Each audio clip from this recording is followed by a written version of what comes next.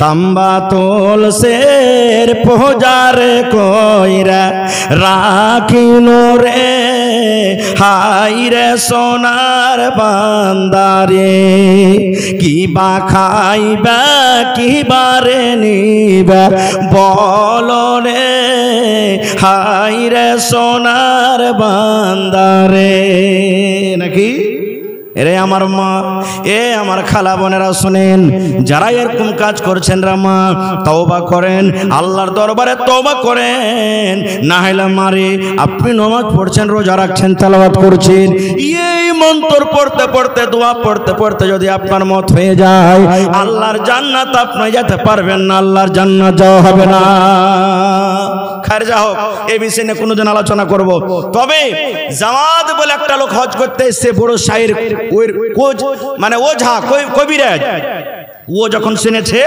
যে মুহাম্মদের সাথে দেখা করতে হবে না তখন একটা লোককে বলছে এ ভাই আমি মুহাম্মদের সাথে দেখা করব আমি একটা ওঝা কবিরাজ আমি ওর কাছে যা জিন ভূত আছে আমি আমার কাছে টেনে নেব বলছে যাচ্ছে রে ভাই পারবি না বলছে না দেখবো আর কত বড় জিন আছে ওর ভূত আছে চল দেখা এবার নবীজি আমার নামাজ পড়ছেন নবীজি নামাজ পড়ছেন এবার ওই ওঝা কেসে তখন বলছেন যে এই দেখো এটা হলো মুহাম্মদ নামাজ পড়ছে এবার জামাত বলে ওই শায়ের ওই কবিরাজ পিছন দিকে বসে গেছে যে নামাজ পড়া হবে তখন দেখা করব এবার নবীজি নামাজ পড়লেন নামাজ পড়ার পর যেমনই ঘুরেছে পিছন দিকে দেখছে একটা অপরিচিত আজনবী লোক বসে আছে এবার নবীজি তখন লোকটাকে বলছেন রে আল্লাহর বান্দা কে তুমি কোথা থেকে তুমি এসেছো কি কারণে এসেছো এসো বাবা তুমি আমার পাঞ্জরে এসো এসো বাবা তুমি আমার পাঞ্জরে বসো কি কারণে এসেছো বাবারে তুমি বলো ওরে আল্লাহ নবীজির যে মিষ্টি কথা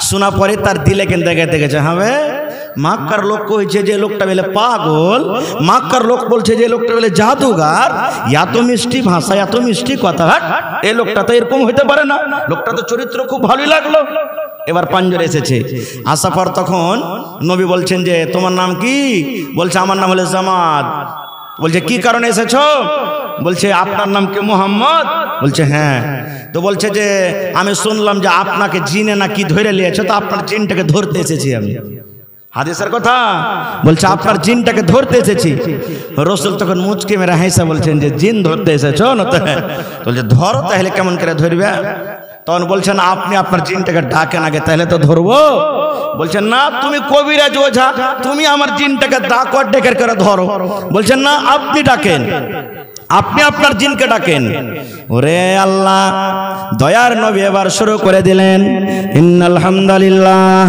নাহমাদুহু ওয়া নাস্তাঈনুহু ওয়া নাস্তাগফিরুহু ওয়া নাউযু বিল্লাহি মিন শুরুরি আনফুসিনা ওয়া মিন সাইয়্যাতি আমালিনা মান ইয়াহদিহিল্লাহু ফালা মুদিল্লা লাহু ওয়া মান ইউযলিলহু ফালা হাদিয়া লাহু ওয়া আশহাদু আল লা ইলাহা ইল্লাল্লাহু ওয়াহদাহু লা শারীকা লাহু ওয়া আশহাদু মুহাম্মাদান আবদুহু ওয়া রাসূলুহু ও তো একটা শায়র আরবির পণ্ডিত তখন একবার শুনে বলছেন ওরে আল্লাহ এই তো জাদুঘরের মতন কথা লাগে না এই মানুষের ভাষা লাগে না আরে আমি জামাত আরবির এত বড় একটা পণ্ডিত এরকম আরবি তো আমার বাপ ও 14 গোষ্ঠী জীবনে কোনোদিন শুনিনি নবী ছিলেন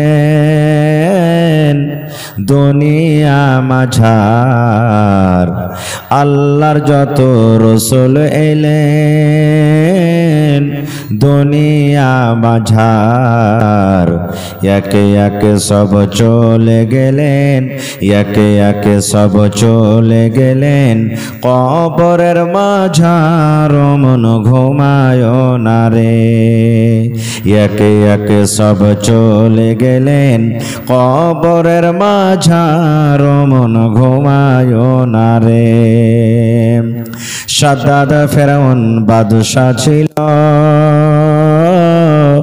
এ দুনিয়া মাঝার একে একে সব চলে গেল একে একে সব চলে গেল জিন্দাগির লাগিয়া মন ঘুমায় না রে ও ভাই ঘুমায় না রে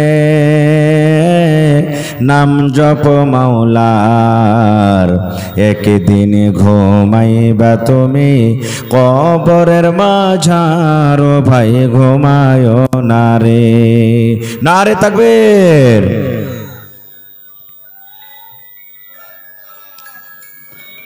আজকে জলসার যোগ্যতম শ্রদ্ধেয় সভাপতি সাহেব, উপস্থিত ওলামায়ে কেরাম, সামনে বসে থাকা ইসলাম দরদি, দিন দরদি ভাই ও বাবাজিরা, পর্দানসীন মায়েরা এবং খালারা, সমস্ত তারিফ ও গুণগান সেই মহান আল্লাহ তাবারাক ওয়া তাআলার জন্য, যে মহান আল্লাহ তাবারাক ওয়া তাআলা আজকে আমাদেরকে এই নরম গরম বিছানাকে ত্যাগ করে আজকে এই খলিফা চক হিফজুল কোরআন মাদ্রাসাতে একত্রিত হয়ে বসে কিছু বলার ও শোনার তৌফিক দিয়েছেন। তাই আমরা সে আল্লাহর প্রশংসা করি। সকলেই অন্তর থেকে একবার পড়েন আলহামদুলিল্লাহ। একটু জোর করে মোহাব্বতের সাথে পড়েন আলহামদুলিল্লাহ। তারপর আমাদের শেষ নবী হযরত মুহাম্মদুর রাসূলুল্লাহ পড়েন সাল্লাল্লাহু আলাইহি ওয়াসাল্লামের পর অগণন দারুদ শরীফ শান্তির ধারা বর্ষিত হোক, আমিন। আল্লাহুম্মা সাল্লি আলাইহি আল্লাহুম্মা বারিক আলাইহি। ভাই আমার, বক্তব্য দেওয়ার আগে দু তিনটা কথা বলবো। প্রথম কথা, যারা জালসার ভলেন্টিয়ার রেজাকার, রাস্তাতে পথে মানুষ জাম ধরে আছে, আপনারাকে যারাকে রাস্তার দায়িত্ব দেওয়া হয়েছে মানুষের ভিড়টাকে রাস্তা থেকে হটিয়ে দেন। মহিলা প্যান্ডেলের জায়গা খালি করেন, মহিলা প্যান্ডেল চলে যাবে রাস্তা খালি করে। পুরুষের প্যান্ডেলে পুরুষেরাকে পাঠান, রাস্তাতে ভিড় লাগায়েন না। যারা জালসা রেজাকার হাজরাত, রাস্তার জিম্মেদারি দেওয়া হয়েছে, আপনারা রাস্তাতে নিজের কাজ করেন। দ্বিতীয় নম্বর কথা, যারা জালসার জিম্মেদার তারাকে বলবো মা খালারকে প্যান্ডেলে চাদর দিয়ে পাঠিয়ে দেন আপনারা। মায়েরা খালারাকে বলবো যে চাদর আপনাকে মজলিসে আপনাকে প্যান্ডেলে যাচ্ছে, মায়েরা মন খুলে দান করবেন আপনারা। গলার হার, নাকের নাকমাছি, পায়াল, নাকের বালি, হার, বালা, আংটি, কাঁসার যত বর্তন, ছাগল, বকরি, টাকা পয়সা, যাকে আল্লাহ যেরকম তৌফিক দিয়েছেন আপনারা চাদর ভর্তি করে দিয়ে পাঠাবেন। সাথে সাথে 4 নম্বর এলান, যেটা খুব জরুরি, ইউটিউবার ভাইরাকে বলবো যে তোমরা রেকর্ডিং করার পর এত গান্দা গান্দা ছবি কেন লাগাইছো উপরে? ইসলামিক কনফারেন্স কে আছে জি এটার মধ্যে?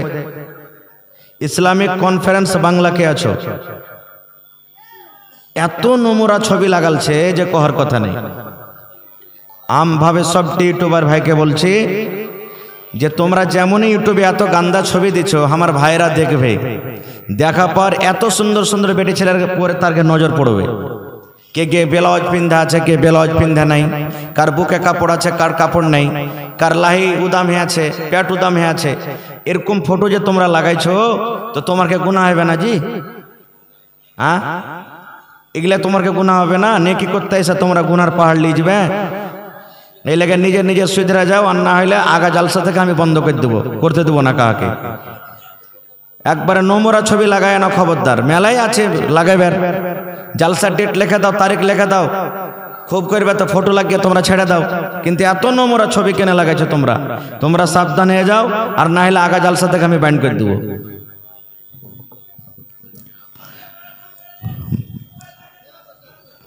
ভাই আমার, আজকে আমি আপনাদের সামনে কোরআন মাজিদ থেকে একটি আয়াত তেলাওয়াত করেছি। আল্লাহর নবী মুহাম্মদ সাল্লাল্লাহু আলাইহি সাল্লামের একটি হাদিস পড়েছি। সে আয়াত এবং হাদিসটাকে সামনে রেখে মোটামুটি আধ ঘন্টা মতন আমি বক্তব্য রাখবো। তারপর আমি দ্বিতীয় পয়েন্ট কালেকশনের দিকে আমি চলে যাব।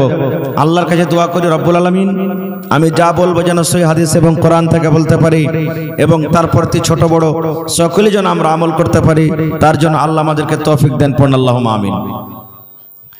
ভাই মুসলমান, আজকে আপনাদের সামনে যে বিষয় নিয়ে আমি আলোচনা করব সেটা হলো নবী সাল্লাল্লাহু আলাইহি সাল্লামের সিরাত ও সুরাত, নবীজির আখলাক ও চরিত্র, এই সম্পর্কে কিছু আলোচনা করব। কারণ আল্লাহ রাসূলের হাদিস আছে, যার চরিত্র ভালো সে জান্নাতে যাবে, যার আখলাক ভালো সে জান্নাতে যাবে। মেলায় লোককে দেখবেন, আমরা মৌলভী সাহেব আমাদের মধ্যেও আছে, খুবই অহংকারী ঘামান্ডারি, পাবলিককে পাবলিকই মনে করবে না। কত মালদার লোককে দেখবেন যারা গরিব মানুষকে পাসাং মনে করবে। বেশি ডাইল রকম করবি না, তোকে ডাইল গলা করে গলে দেবো, কি মনে করেছিস তুই? দেখেন আরো এই ধরনের মেলায় আছে। তো শুধু এটা দুনিয়ার আমাদের জমানাতি হয়েছে তা নয়, আল্লাহ রাসূলের জামানাতেও নবীজিকে জাদুঘর বলেছেন, নবীজিকে দিওয়ানা বলেছেন, নবীজিকে পাগল বলেছেন। নবী দিনের কথা যখন বয়ান করতেন তখন বলতেন, রে ইয়ার কাছে জিন আসছে আর আইসা একে শিখিয়ে দিয়েছে। নবীজি যখন দিনের কথা বলতেন, কোরআন পড়া শুনেতেন, তখন বলতে এই বড় শাইর, ই পাগল হয়ে গেছে, আর মাথা টাথা ঠিক নেই, এরকম ভাবে লোকেরা নবীকে বলতেন। কিন্তু নবীজিকে আল্লাহ তাবারাক ওয়া তাআলা সূরাতুল কালামে তাসাল্লি দিয়েছেন, অন্য জায়গাতে আরো আছে, হে নবী মানুষেরা আপনাকে পাগল বলছে, দিবানা বলছে, মাজনু বলছে, আবারা বলছে, শাইর বলছে, ওরা বলছে বলুক গা, কিন্তু আপনি পাগল নন। আপনার চরিত্র, আপনার ব্যবহার সব থেকে উত্তম, আপনি আলা আখলাকের মানুষ। একজন সাহাবী এসে নবীর ব্যবহার আখলাক সম্পর্কে জিজ্ঞাসা করলেন, নবীজির আখলাক ব্যবহার সম্পর্কে একটু বলেন তো। মায়েশা রাদিয়াল্লাহু তাআলা আনহা বলছেন, এরে আল্লাহর বান্দা, তুমি কি আল্লাহর কিতাব কোরআন পড়নি? আল্লাহর কিতাবটাই তো হলো নবীজির আখলাক চরিত্র, আল্লাহর কিতাব কি তুমি পড়নি? দেখবেন, মনে দুঃখ করবেন না, মেলায় ভাই নামাজ পড়ছে, হজ করে এসেছে, কেউ যদি হাজী সাহেব থাকেন তো মনে করিয়েন না যে আমাকে বলছে। কিছু লোক এমন আছে বলবে ওর যদি কোনো ক্ষতি হয়ে যায়, ভাই কেউ ঘাস কেটে নিয়েছে, কেউ মাকে কেটে নিয়েছে, কেউ আর কিছু ক্ষতি করেছে, একবারে ওর 7 গোষ্ঠীকে তুলে গাইল দিবে আর বলবে, সালার বেটা সালারা, আমি তো হজ করেছি, আমি কিছু কহিনি, আর বেটারা থাকলে দেখ তোকে কি করতো। আর আগে যাব না, এতখানি বুঝিয়ে নিয়েছেন আপনারা, একবারে বলতো। সুবহানাল্লাহ। দেখেন মেলাই লোক। আল্লাহ রাসূলের জামানাতে একজন সাহাবী এসে নবীকে বলছেন, আল্লাহ রাসূল, আমার একটা পড়োশি আছে, খুবই নামাজ পড়ছে, বেশি রোজা করছে, দান খেরাতও খুব বেশি করছে, কিন্তু ওর চরিত্র ব্যবহার দেখে ওর পড়োশিটা ভালো নাই। তো হুজুর কোনটা যাবে ও? তো রাসূল বলছেন যে ও জাহান্নামে যাবে। কি বলছেন? জাহান্নামে যাবে। বেশি বেশি নামাজ পড়ে, বেশি বেশি রোজা রাখে, বেশি বেশি দান খেরাত করে, এর মানে কি রে ভাই? কয়েকটা নামাজ ফরজ আছে, বলেন তো আপনারা, মুখ খোলেন একটু, কয়েকটা নামাজ ফরজ আছে। এবার সেই সাহাবী বলছেন বেশি নামাজ পড়ছেন, তো কি ও 6 ওয়াক্তের পড়তো? 1 মাস রোজা আছে, কি ও 2 মাসের রোজা করতো? না, এর মানে হলো 5 ওয়াক্তেরই নামাজ পড়তেন, নফল তাহাজ্জুদ বেশি পড়তেন। 1 মাসই রোজা রাখতেন, নফল রোজা বেশি বেশি রাখতেন।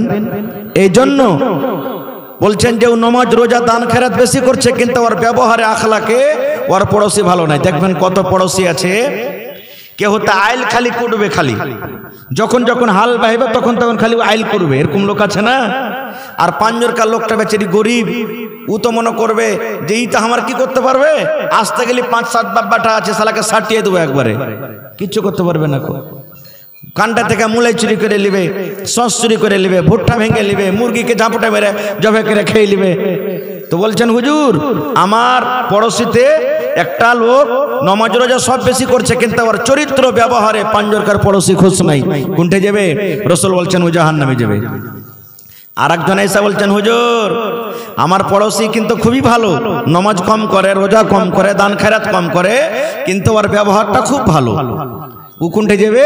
রাসূল বলছেন ও জান্নাতের ভিতরে যাবে। কম করার মানে কি? 5-এর জায়গাতে 4 ওয়াক্ত নামাজ পড়তেন কি না? 5 ওয়াক্তেরই নামাজ পড়তেন, কিন্তু নফল কম পড়তে পারতেন।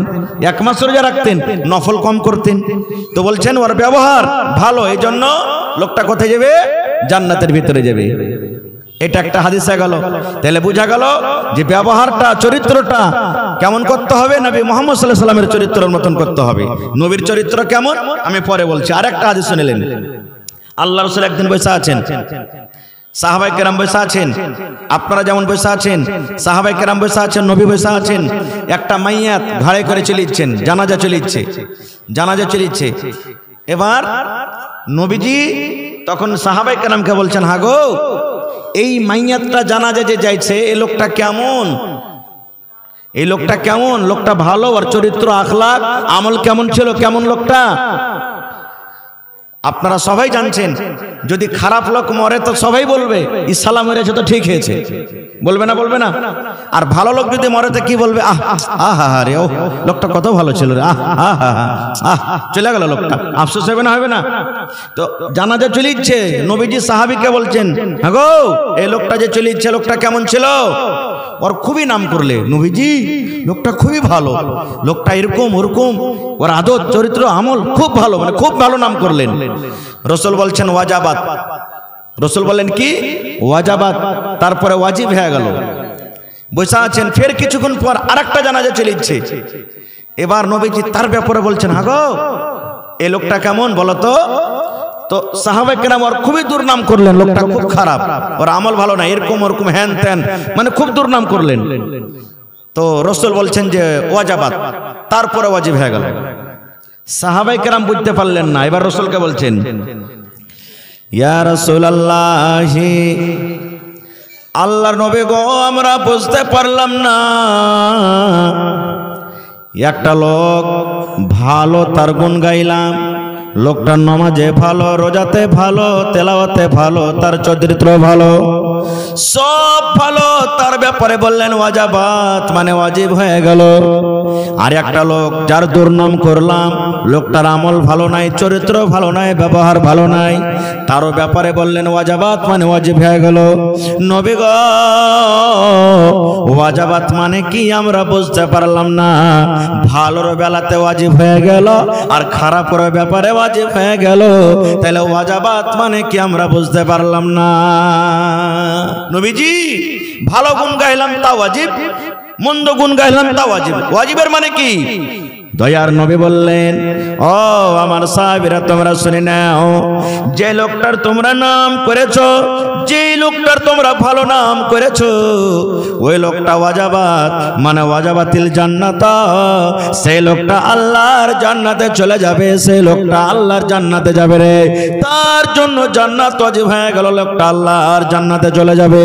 আর যার তোমরা দুর্নাম করেছো, যার তোমরা খারাপ গুণ গাইছো, সে ওয়াজাবাতিন না, সে লোকটা আল্লাহর জাহান্নামের ভিতরে চলে যাবে। তাহলে ভালো ব্যবহার, ভালো চরিত্র, ভালো আখলাক, ভালো আমলওয়ালা আল্লাহর জান্নাতে যাবে।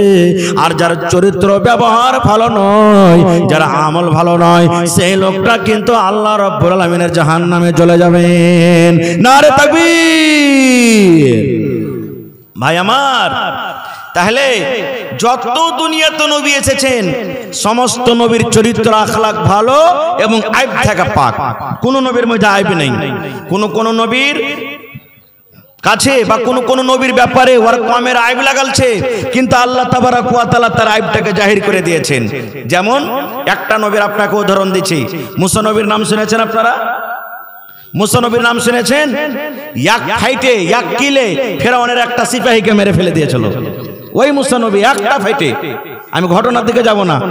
তো মুসা নবীর কমের নাম হলো বানি ইসরাইল। ওই কমেরা কি করত? উলঙ্গ হয়ে, মুসলিম শরীফের হাদিস, উলঙ্গ ল্যাংটা হয়ে গোসল করত, লজ্জা বড় করত না, ওরা ল্যাংটা হয়ে গোসল করত। ওর কমেরা উয়াকে দেখতো, উয়াকে দেখতো, ওর দিকে তাকাতো, ওর দিকে তাকাতো, মানে ল্যাংটা হয়ে গোসল করত ওর কমেরা। আর মুসা নবী লজ্জাশীল মানুষ, নবী তো ও আলাদা দূরে তখন গোসল করত, কাপড় পিন্ধে, কাপড় পিন্ধে গোসল করতেন। এবার তখন ওর কমের মধ্যে টোহা টিপে লাগিয়ে দিলে, হবে ই মুসা কেন আমার কাছে গোসল করে না, ব্যাপারটা কি? ইয়ার ওই বাটখারা বা অন্ডকোষ যাকে বলে, এটা কি বড় হয়েছে নাকি? এতে কি কোনো রোগ আছে? হাদিসের কথা বলছি ভাই। বলছে ওর অন্ডকোষ, অন্ডকোষটা বিচিটা, এটা কি বড় হয়েছে? এতে কি কোনো রোগ আছে নাকি? এটা নবীর পর এক টাইপ লাগা হয়েছে না, হয় না? হয়তো ওইটাকে লুকাবার জন্য ও আলাদা করে গোসল করছে, না হলে ও আমাদের সাথে কেন গোসল করবে না? এই দেখেন, আল্লাহ রাব্বুল আলামিনকে এটা পছন্দ হলো না যে আমার নবী যে বিনা আইব আছে তাকে আইব লাগাবে? সুবহানাল্লাহ। একদিন মুসা আলাইহিস সালাম আলাদা করে গোসল করছেন, কিন্তু কি করেছে, কাপড়কে খুলে দিয়ে একটা পাথরের উপরে থিয়ে দিয়েছেন। যেমন আমরা গোসল করতে যাই ঘাটে, কোনো জায়গাতে ভালোভাবে তুই কাপড় কি তুই না, তো মুসা নবী কাপড় টাপড় জামা টামা যা ছিল খুলে টুলে আর কমের কথা শুনে আলাদা গোসল করছে, কিন্তু খুলের কেড়ে ছেদেছে কাপড়ে পাথরের উপরে। এবার আল্লাহর দয়া কি দেখেন, যেমনই কাপড়টাকে থিয়া মুসা নবী গোসল করতে শুরু করেছে, মুসা নবীর কাপড় কোটাকে নিয়ে পাথর লেগেছে পালাইতে, পাথর লেগেছে পালাইতে। এবার মুসা নবী দেখছেন যারে এখানে মানুষজন কেউ নাই, পাথরে তো আমার কাপড় পালিয়েছে, তখন বলছে পাথর আমার কাপড়, এ পাথর আমার কাপড়, এ পাথর আমার কাপড়, মানে আমার কাপড় দে। আচ্ছা বলেন তো, এরকম ভাবে যদি একটা লোক যদি চিৎকার করে চিল্লায়, আশেপাশেকার লোক ওর দিকে তাকাবে কি তাকাবে না, যে কি কারণে লোকটা চিল্লাইছে? আর পাথর ওই কমেরা যেদিকে গোসল করছে মুসা নবীর ওদিকে দৌড়িয়ে চলেছে পাথর। মুসা নবী পিছে পিছে পাথরকে ডাকছে, পাথর আমাকে কাপড় দে, আমাকে কাপড় দে, আর পাথর কাপড় নিয়ে পাল্লে চলেছে। যেতে যেতে যেতে পাঞ্জরে যখন চলে গেছে, সুবহানাল্লাহ, সবাই তখন তাকিয়ে দেখছে, দেখে তখন বলছে হবে যেটা মনে করছো না সেটা তো লয়, ঠিকঠাকই তো লাগছে, ভালোই আছে, অন্য কষ্ট ভালো হয়ে আছে, এর তো কোনো আইব রোগ বিধি নেই। মুসা নবী তখন রাগ করে পাথরের উপরে 5-7 বাড়ি মেরেছে, যে পাথরের দাগ হযরত আবু হুরায়রা রাদিয়াল্লাহু তাআলা আনহু বলছেন যে ওর মায়ের চোটে পাথরের দাগ লেগে গেছে, দাগ পড়ে গেছে। সুবহানাল্লাহ। তাহলে ভাই, দুনিয়াতে যত নবী এসেছেন সমস্ত নবীর আখলাক, ব্যবহার, চরিত্র একবারে উত্তম, ভালো, আফজাল। আরেকটু আগে চলেন, নবীজি কত সুন্দর ছিলেন। ইউসুফ নবীর ব্যাপারে সবাই জানছেন যে ইউসুফ নবী সুন্দর নাকি? হানা বলেন, জানছেন না? জানছেন না? ইউসুফ নবী কত সুন্দর ছিলেন জানেন? মুসলিম শরীফের একটা হাদিস এসেছে, আল্লাহ রাসূল বলেছেন দুনিয়াতে যত মানুষ এসেছেন কিয়ামত পর্যন্ত আসবে, সমস্ত মানুষকে আল্লাহ অর্ধেক সূরাত দান করেছেন। আমাকে, আপনাকে, ওয়াকে ওয়াকে ওয়াকে ওয়াকে, হালেমাকে, জায়দাকে, খালেদাকে, সেফারাকে, এইপারাকে, ভোল্টুকে, লালটুকে, পুলটুকে, এইকে, পিঙ্কুকে, রিঙ্কুকে, টিঙ্কুকে, যত মানুষ আছে অর্ধেক রূপ দিয়েছেন। আর অর্ধেক রূপ মুসা নবীকে একাই দান করেছেন। আল্লাহ রাব্বুল আলামিন অর্ধেক রূপ একাই দান করেছেন। ভাই মুসলমান, এইবারে মুসা নবীর ঘটনা আমি বলতে যাব না, কত সুন্দর ছিলেন, একটুখানি আপনাকে শুধু দেখাবো। মুসা নবী, ইউসুফ নবী আজিজে মিস্র, মিশরের বাদশাহ ওর একটা গোলাম বানিয়ে নিয়েছিলেন তাকে, ইউসুফ নবীকে। ওর স্ত্রীর নাম হলো জুলাইখা। জুলাইখার বাড়িতে থাকে, সব সময়তে ঘোরাফেরা করে। এবার আস্তে আস্তে আস্তে জুলাইখা ইউসুফ নবীর পিছে পাগল হয়ে গেলেন, দিওয়ালা হয়ে গেলেন। তার মহব্বতে, প্রেমে, ভালোবাসাতে, তার রূপ দেখে, চরিত্র দেখে, ব্যবহার দেখে, সৌন্দর্য দেখে আস্তে আস্তে আস্তে পাগল হয়ে গেলেন, দিওয়ানা হয়ে গেলেন। এবারে আস্তে আস্তে কথাটা, এই সমস্ত কথাগুলা কি ছুপিয়ে থাকবে ভাই? থাকবে না, জীবনে কোনোদিন ছুপিয়ে থাকবে না। এই কথাগুলা, জেনা, ব্যভিচার, এই ভালোবাসা, অমুক তমুকের কথা কোনোদিন ছুপিয়ে থাকবে না। আস্তে আস্তে ওই পড়োশি জানতে পারলে, ও জানতে পারলে, ও জানতে পারলে, ও জানতে পারলে, একদিন তখন টোহাটিপা শুরু করে দিয়েছে। হে আল্লাহ, আর তোমরা জানো জীবু মাই লোকের যা কথা বলছে, কি হয়েছে? বলছে যে জুলাইখা যা আছে বাদশার স্ত্রী, ওর গোলাম ইউসুফের পিছে পাগল হয়ে গেছে। একটা বাদশার স্ত্রী কি গোলামের পিছে পাগল হয়? এই দেখেন, মায়লোক বলে না যে মায়লোকের 36টা কল্লা। বিবি জুলাইখা কিন্তু খুব চালাক, হোশিয়ার। কোনো গল্প বলি না ভাই, সূরা ইউসুফ খুলে দেখবেন, একবারে পেয়ে যাবেন, তারজমা খুলে দেখবেন। এবারে বিবি জুলাইখা তখন বলছে যে থাম রে লিস্সি লাগানি রে, আমাকে তোরা পাগল বলছিস, যে একটা গোলামের পিছে পাগল হয়ে গেছে, তোরাকে মজা দেখাচ্ছি আমি। কি মজা? যারা যারা এই কথাগুলা বলেছে রাগাইতো, সবটিকে একদিন দাওয়াত করেছে যে আমার বাড়িতে তোরা দাওয়াত, অমুক দিন চলে আসিস। সবাই চলে এসছে। আর ইউসুফ নবী তো খুবই সুন্দর রে ভাই, ওকে এমন এমন সুন্দর সুন্দর জামা কাপড় পিন্ধালছে, আরো সুন্দর হয়ে গেছে। এবারে জুলাইখা বলছেন ইউসুফ রুমের ভিতরে থাকবে, আর আমি যখন ইশারা করব তখন তুমি মজলিসের ভিতরে শুধু এই রাস্তা দিয়ে যাবে, এই মাথা দিয়ে আর ওই মাথা দিয়ে তুমি বের হয়ে যাবে, তোমাকে কিচ্ছু করতে হবে না। বলছে ঠিক আছে। সুবহানাল্লাহ। এবারে একটা করে চাকু, একটা করে ফল দিয়েছে সবটি মহিলাকে কাটতে জুলাইখা, যে আমি যখন অর্ডার করব তখন তোমরা ফল কাটবে, এর আগে কিন্তু তোমরা কেউ কাটবে না। ঠিক আছে। সবাইকে চাকু আর ফল দিয়ে দেওয়া হয়েছে, সব অপেক্ষা করছে, ইন্তজার করছে যে জুলাইখা কখন কাটতে বলবে রে। এবারে জুলাইখা বলছেন ইউসুফকে, ইউসুফ ইশারা করছে এখন তুই মজলিসে এসো। মজলিসে যেমন এসেছে এদিকে এরাকে ইশারা করছে যে তোমরা ফল কাটো, চাকুতে খাও এখন। ওরে আল্লাহ, তার সৌন্দর্য, তার রূপ, তার চেহারা দেখে সবাই ওর দিকে দেখছে, সবাই দেখছে ওর দিকে, আর ফল কাটতে শুরু করেছে। ওর রূপে, ওর সৌন্দর্যের কারণে ওরা বুঝতে পারে না যে আমরা ফলে চাকু দিচ্ছি কিংবা নিজের লোকে চাকু দিচ্ছি। আল্লাহ কোরআন বলছেন, সুবহানাল্লাহ। এবার সব নিজের নিজের লোক কাটছে, ফলের জায়গাতে লোক কাটছে, দেখছে এরকম করে লোক কাটছে, সব ছুরি ঘুষছে। এবার যখন লোক কাটতে লেগেছে, রক্ত বইতে লেগেছে, তখনই বিবি জুলাইখা বলছেন, এ পাগলি গালা, আরে তোরাকে ফল কাটতে বলেছি, ফল না কেটে নিজের যে লোক কাটা তোরা বসে আছিস। তখন দেখছি আরে যা যা, কি হলো, যা যা যা যা। তখন সবটি মহিলা বলছেন, মালাকুন কারীম, আরে জুলাইখা এটা মানুষ না, এটা বুজুর্গ ফেরেশতা। তখন বিবি জুলাইখা কি বলছেন, রে আল্লাহর বান্দে, একটা নজর মাত্র তোমরা ইউসুফকে দেখেছো, একটা নজর মাত্র তোমরা, একটা সেকেন্ড, একটা মিনিট তোমরা ইউসুফকে দেখেছো। তার রূপ দেখে, তার চেহারা দেখে, তার হোসনা দেখে যদি তোমরা নিজের ফলটাকে না কেটে লোকটাকে যদি তোমরা কেটে দাও রে বাবু, তাহলে যে সব আমার বাড়িতে আছে, আমার সাথে গল্প করে, আমার সাথে চলাফেরা করে, আমার সামনে ঘোরাফেরা করে, বাবু রে বলো আমার সাথে কি হইতে পারে। এবার তখন বিবি জুলাইখা বলছেন, বাবু রে তাহলে তোমরা তো বুঝে নিয়েছো ইউসুফকে আমি কত ভালোবাসি, কি কারণে আমি ভালোবাসি। তোমরা আমার তরফ থেকে তা তোমরা একটু পায়রাবি করে দাও, ইউসুফকে তোমরা বলো যে ইউসুফ যাতে আমাকে ভালোবাসে। এবার সমস্ত মহিলারা ইউসুফকে যা বলছে, ইউসুফ তোমার মালিকা যা বলছে তুমি শুনে নাও, জুলাইখার কথাটা তুমি শুনে নাও, একবার তোমার সাথে মনের আরমানটাকে পুরা করবে, জিনা ব্যভিচার করবে। ইউসুফ তুমি তার কথাটা শুনে নাও, তার কথাটা মেনে নাও। এবারে বলছেন না, আমি তার কথা মানবো না। দুনিয়ার যদি কোনো মানুষ দেখতে না পায়, তবে একজন দেখছেন যার নাম হলো আল্লাহ।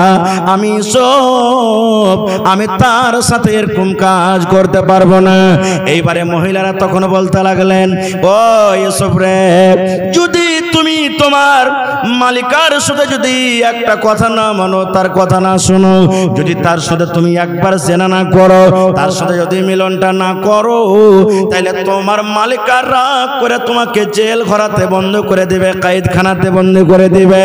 এবারে আল্লাহ রাব্বুল আলামিন কোরআনে বলেন, ইউসুফ নবী তখন বলেছেন, মহিলারে, দুনিয়ার মহিলারা তোমরা শুনে নাও, যদি আমাকে জেল ঘরে বন্ধ করে দেয় আমি তাইয়ার আছি, রাজি আছি, আমি হাসতে হাসতে খুশি হয়ে জেল ঘরে চলে যাব, কিন্তু আমি ব্যভিচার জেনার জন্য আমি জুলাইখার কথা আমি শুনতে পারবো না। জুলাইখার কথা শোনার থেকে আমার জেল ঘরটা বেশি ভালো। নারে তাকবীর। তাই কবি বলছেন, হয়নি, হবে না, হতে পারে না, আমার নবীর সাথে কারো তুলনা। হয়নি, হবে না, হতে পারে না, আমার নবীর সাথে কারো তুলনা। ইউসুফকে দেখে যারা আঙ্গুল কেটেছে, তারা কি আমার নবীর রূপ দেখেছে? ইউসুফকে দেখে যারা আঙ্গুল কেটেছে, তারা কি আমার নবীর রূপ দেখেছে? আরে দেখতো যদি কেটে দিত, আরে দেখতো যদি কেটে দিত কলিজাখানা। হয়নি, হবে না, হতে পারে না, আমার নবীর সাথে কারো তুলনা। হয়নি, হবে না, হতে পারে না, আমার নবীর সাথে কারো তুলনা। যার শানে আল্লাহ তাআলা করলেন ঘোষণা, খোলকে আজিম আমার শাহে মদিনা, মুসলমানি নবী ছাড়া কিছুই মানে না। হয়নি, হবে না, হতে পারে না, আমার নবীর সাথে কারো তুলনা। নারে তাকবীর। এবার নবীর চেহারা দেখেন, নবী কত সুন্দর ছিলেন।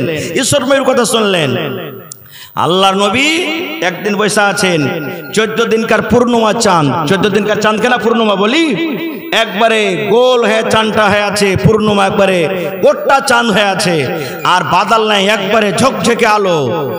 এবার নবীর পাঞ্জরে আবু হুরায়রা রাদিয়াল্লাহু তাআলা একজন সাহাবী বসে আছেন, একবার চাঁদের দিকে দেখছেন, একবার নবীর চেহারার দিকে এরকম করে দেখছেন, আবার একবার চাঁদ দিকে দেখে দেখছেন, আবার একবার নবীর চেহারার দিকে দেখছেন। 2-4 বার দেখা পর এবার নবী তখন বলছেন, আবু হুরায়রা ব্যাপার কি, তুমি একবার চাঁদকে দেখছো, একবার আমার দিকে দেখছো? ওরে সুবহানাল্লাহ। এইবারে আবু হুরায়রা রাদিয়াল্লাহু তাআলা বলছেন, নবী গো, আমি আবু হুরায়রা পার্থক্য করতে পারি না গো নবীজি, আমি ফয়সালা নিতে পারি না কি 14 দিনকার চাঁদ বেশি সুন্দর, কি আপনি নবীজি চাঁদের থেকে বেশি সুন্দর। আমি পার্থক্য করতে পারি না যে 14 দিনকার চাঁদটা বেশি সুন্দর কি আপনি বেশি সুন্দর। আচ্ছা আপনারা বলেন তো, আমাদের শরীরটা যখন ঘেমে যায় তো ভালো লাগে না খারাপ লাগে? জোরে বলেন, খারাপ লাগে না? এখানে যদি কোন একটা লোক হোটেল থেকে আসছে, কাম কাজ করে আসছে, গাঞ্জি টাঞ্জি সব হইতে গেছে, যেমনই আপনি নামাজে পাঞ্জরে দাঁড়াবে তেমনি একটা বাসনা করবে, দুর্গন্ধ করবে, করবে না? করবে না? তখন আমরা বলবো কে গোসল টোসল করে, গোসল টোসল করে। কিন্তু ওরে আল্লাহ, আমার নবী কত সুন্দর ছিলেন, ওরে আল্লাহ নবীর ঘাম কেমন ছিল শুনলেন? আনাস বিন মালিক রাদিয়াল্লাহু তাআলা আনহু একজন সাহাবী বলেন, আল্লাহর নবী উম্মে সুলাইমের বাড়িতে একদিন নবীজি ঘুমিয়ে আছেন, চামড়ার বিছানাতে নবী ঘুমিয়ে আছেন। হ্যাঁ রে আমার দয়ার নবী কত কষ্ট করে রাত কাটালছেন, দিন কাটালছেন রে বন্ধু।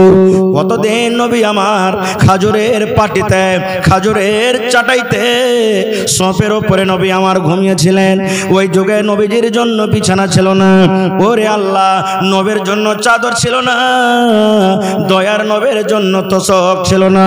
এত কষ্ট করে নবী আমার ঘুমালছেন, আর আমাদের জন্য আজকে দেখেন তোশক, মাথাতে বালিশ তোলা দিয়ে। দয়ার নবীর বালিশের কথা একটু শুনেন, দয়ার নবীর বালিশ ছিল কিসের?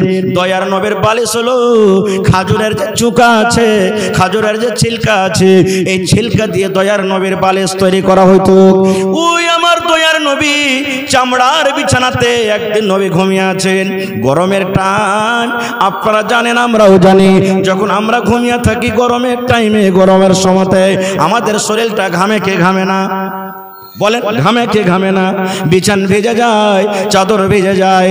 এই মতো দয়ার নবী ঘেমে গেছেন, দয়ার নবী পাসিনা চলে এসেছে। আমার নবীর ঘাম গলা, ওখানে তো কোনো সুতির কাপড় নাই যে শুষে নিবে।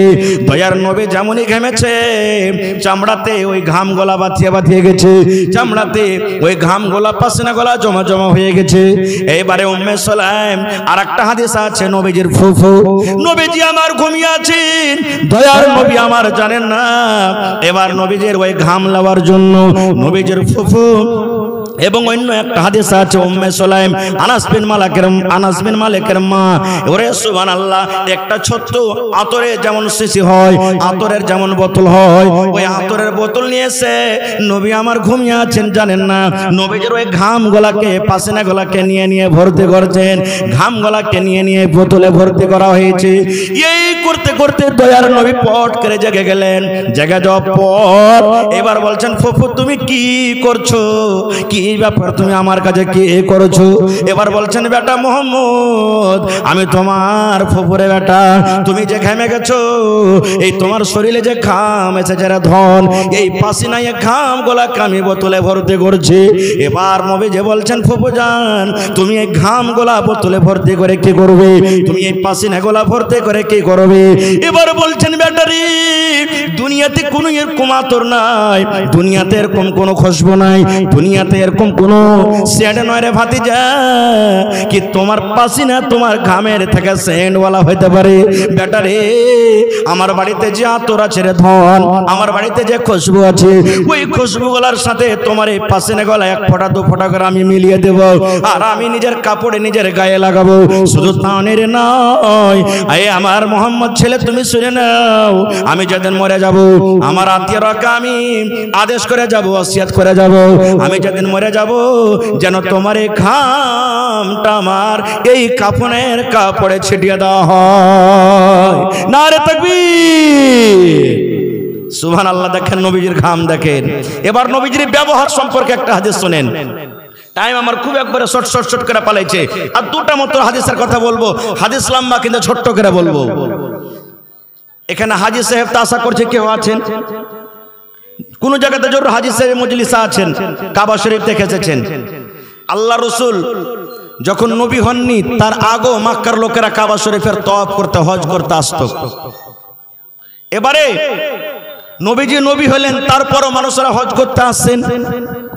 এবারে মক্কার সমস্ত লোক কি নবীর কথা মেনেছিলেন বলেন তো? জোরে বলেন, মেনেছিলেন? মানেনি। নিজের চাচা মানেনি, নবীজের নিজের আপন চাচা নবীর কথা মানেনি, এরকমও হয়েছে।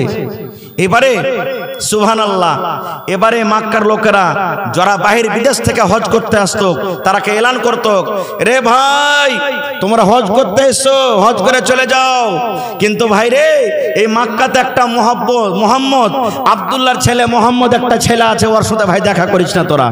এত বড় জাদুঘর, এত বড় তার কাছে জিন আছে, যদি একবার দেখা করিস তার সাথে তোকে নিজের কবজাতে করে নিবে। কিন্তু ভাই রে খবরদার ওর সাথে দেখা করিস না। ভাই যত লোক মানা করে নবীকে দেখার জন্য অত লোক লালাইতে হয়ে থাকে। হ্যাঁ, সারা জীবনে আর আসতে পাবো কি পাবো না, চল একবার দেখেলি, দেখা যাবে ওর চেহারাটা কেমন। সুবহানাল্লাহ, চল দেখেলি একবার চেহারাটা কেমন। ভাই সব লোকের কথা বলতে পারবো না। জামাত বলে একটা খুব বড় শায়র, আরবির পণ্ডিত আর ওঝা করবে নাই, আছে না নেই? সুবহানাল্লাহ, কেমন ওঝা করবে, যেই আগরবাতি সামনে রাখবে, ফুল সামনে রাখবে, সুবহানাল্লাহ, পান সুপারি তুলসী অবিজবি আর সুন্দর করে মন্ত্র পড়বে। তাম্বা তুলসের পূজারে কইরা রাখিনো রে, হাই রে সোনার বান্দারে, কি বা খাইবা কি বারে নিবা বলো রে, হাই রে সোনার বান্দারে। নাকি এরে আমার মা, এ আমার খালা বোনেরা শুনেন, যারা এরকম কাজ করছেন রে মা, তওবা করেন, আল্লাহর দরবারে তওবা করেন। না হলে মারে আপনি নামাজ পড়ছেন, রোজা রাখছেন, তেলাওয়াত করছেন, এই মন্ত্র পড়তে পড়তে, দোয়া পড়তে পড়তে যদি আপনার মত হয়ে যায়, আল্লাহর জান্নাত আপনি যেতে পারবেন না, আল্লাহর জান্নাত যাওয়া হবে না। খার যা হোক, এই বিষয়ে নিয়ে কোনোদিন আলোচনা করব।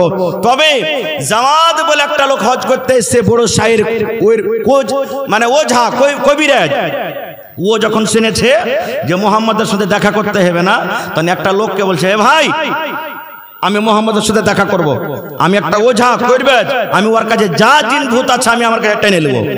বলছে যাচ্ছে রে ভাই, পারবি না? বলছে না, দেখবো আর কত বড় জিন আছে, ওর ভূত আছে, চল দেখা।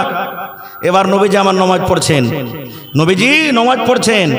এবার ওই ওঝা কেসা তখন বলছেন যে এই দেখো এটা হলো মুহাম্মদ নামাজ পড়ছে। এবার জামাত বলে ওই শায়ের, ওই কবিরাজ পিছন দিকে বসে গেছে, নামাজ পড়া হবে তখন দেখা করব। এবার নবীজি নামাজ পড়লেন, নামাজ পড়ার পর যেমনই ঘুরেছে পিছন দিকে, দেখছে একটা অপরিচিত আজনবী লোক বসে আছে। এবার নবীজি তখন লোকটাকে বলছেন, রে আল্লাহর বান্দা, কে তুমি, কোথা থেকে তুমি এসেছো, কি কারণে এসেছো? এসো বাবা তুমি আমার পাঞ্জরে এসো, এসো বাবা তুমি আমার পাঞ্জরে বসো, কি কারণে এসেছো বাবারে তুমি বলো। ওরে আল্লাহ, নবীজির যে মিষ্টি কথা শোনা পরে তার দিলে কেন্দ্রে গেতে গেছে। হবে মক্কার লোক কইছে যে লোকটা বলে পাগল, মক্কার লোক বলছে যে লোকটা বলে জাদুগার, এত মিষ্টি ভাষা, এত মিষ্টি কথা, এই লোকটা তো এরকম হইতে পারে না, লোকটা তো চরিত্র খুব ভালোই লাগলো। এবার পাঞ্জরে এসেছে, আসার পর তখন নবী বলছেন যে তোমার নাম কি? বলছে আমার নাম হলো জামাত। বলছে কি কারণে এসেছো? বলছে আপনার নাম কি মুহাম্মদ? বলছে হ্যাঁ। তো বলছে যে আমি শুনলাম যে আপনাকে জিনে না কি ধরে নিয়েছে, তো আপনার জিনটাকে ধরতে এসেছি আমি। হাদিসের কথা বলছে আপনার জিনটাকে ধরতে এসেছি। রাসূল তখন মুচকে মেরে হাসা বলছেন যে জিন ধরতে এসেছো না? তো বলছে ধরো, তাহলে কেমন করে ধরবে? তখন বলছেন আপনি আপনার জিনটাকে ডাকেন আগে, তাহলে তো ধরবো। বলছেন না, তুমি কবিরাজ ওঝা, তুমি আমার জিনটাকে ডাকো, ডেকে করে ধরো। বলছেন না, আপনি ডাকেন। আপনি আপনার জিনকে ডাকেন। ওরে আল্লাহ, দয়ার নবী এবার শুরু করে দিলেন, ইন্নাল হামদালিল্লাহ নাহমাদুহু ওয়া নাস্তাঈনুহু ওয়া নাস্তাগফিরুহু ওয়া নাউযু বিল্লাহি মিন শুরুরি আনফুসিনা ওয়া মিন সাইয়্যাতি আমালিনা মান ইয়াহদিহিল্লাহু ফালা মুদিল্লা লাহু ওয়া মান ইউযলিলহু ফালা হাদিয়া লাহু ওয়া আশহাদু আল লা ইলাহা ইল্লাল্লাহু ওয়াহদাহু লা শারীকা লাহু ওয়া আশহাদু আন্না মুহাম্মাদান আবদুহু ওয়া রাসূলুহু। ও তো একটা শায়র, আরবির পণ্ডিত। তখনই একবার শুনে বলছেন, ওরে আল্লাহ, এই তো জাদুঘরের মতন কথা লাগে না, এই মানুষের ভাষা লাগে না। আরে আমি জামাত আরবির এত বড় একটা পণ্ডিত, এরকম আরবি তো আমার বাপ ও 14 গোষ্ঠী জীবনে কোনোদিন শুনিনি। এই লোকটাকে বলছে পাগল। তখন আবার জামাত বলছেন, মোহাম্মদ তুমি আর একবার তুমি পড়ে শুনিয়ে দাও, যে কথা গোলা কালেমা গোলা পড়লে তুমি একবার আর শুনিয়ে দাও বাবারে। নবীজি আবার পড়িতে লাগলেন, ইন্নাল হামদালিল্লাহ নাহমাদুহু ওয়া নাস্তাঈনুহু ওয়া নাস্তাগফিরুহু করে করে নবীজি গোটা পড়ে দিলেন। এবার বলছেন জামাত, নবী গো আর একবার তুমি পড়ে শুনিয়ে দাও। এই কথাগুলা শুনতে আমাকে কত মজা লাগছে, এই কথাগুলা শুনতে আমাকে কত ভালো লাগছে, এরকম কথা আমি জীবনে কোনোদিন শুনিনি, একটু আর একবার পড়ে দাও। এবার দয়ার নবী আবার পড়িতে লাগলেন, ইন্নাল হামদালিল্লাহ নাহমাদুহু ওয়া নাস্তাঈনুহু ওয়া নাস্তাগফিরুহু। এবার 3 বার কিংবা 4 বার যখন পড়া হয়েছে, এবার কবিরাজ এসে বলছেন, মোহাম্মদ নবী গো আপনি নিজের হাতখানা আপনি আমাকে বাড়িয়ে দিন, আমি আপনার জিন ধরতে এসেছিলাম, আমার নিজের জিন নেমে গেছে।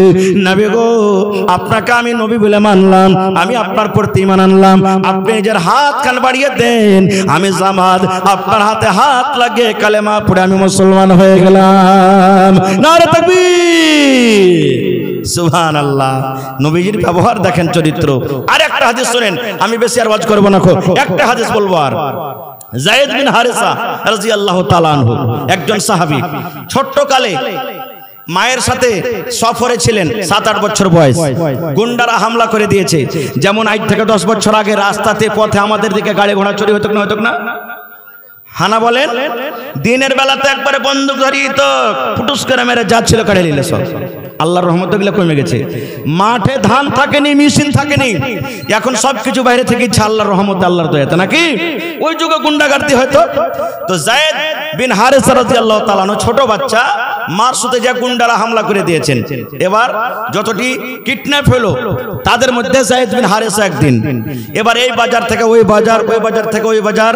আগেতে গোলাম বিক্রি হতো, যেমন এখন গরু ভৈঁস বিক্রি হয়েছে, বাজারে তখন গোলাম বিক্রি হতো। এই হাট ওই হাট, এই হাট ওই হাট করতে করতে করতে শেষ পর্যন্ত মা খাদিজা রাদিয়াল্লাহু তাআলা আনহার বাড়িতে চলে এলেন গোলাম যায়েদ বিন হারেসা।